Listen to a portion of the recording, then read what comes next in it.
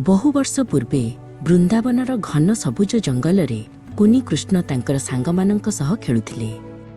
गाई माने निकटरे घास चरुथिबा बेले सबु पिलामाने एकाठी बसी बहुत खुशी रे दही पखाळ खाउथिले।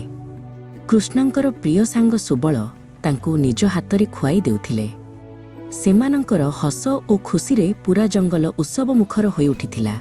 सेमाने जानि नथिले जे आकाशरु केही जणे सेमानंकु परीक्षा करिबा पई अपेक्षा करिछि। सेही समय रे आकाश मार्गरे ब्रह्मा निज हंस वाहन रे बसी एही दृश्य देखुथिले। से द्वंद्वरे पड़ीगले।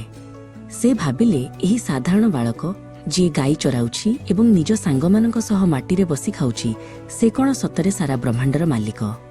ब्रह्मांक मनरे संदेह जात हैला एवं से कृष्णंकर दिव्य शक्ति को परीक्षा करिबा पई एक योजना कले।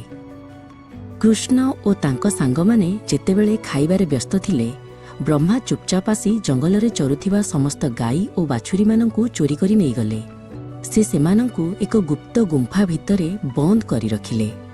गाई मानंकु न देखि बाछुरीटीए भयरे चित्कार करुथिला, किंतु ब्रह्मा ताकु निज मायारे निद्राभिभूत करिदेले।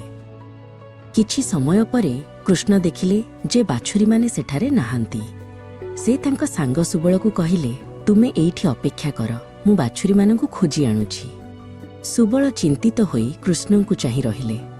कृष्ण जानिथिले एहा काहार काम, किंतु सेई जणे साधारण बालक परी बाछुरी मानंकु खोजिबाकु बाहरिले। कृष्ण जिबा परे ब्रह्मा आउ एक चाल खेलिले।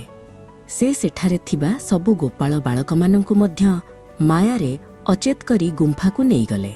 सुबल सोई पड़िले एवं ब्रह्मा तांकु धीरे उठाई नेई गले। ब्रह्मा भाबिले जे एबे कृष्ण एका होई जिबे एवं तांकर दिव्यता प्रमाणित होई पारिबो नाही।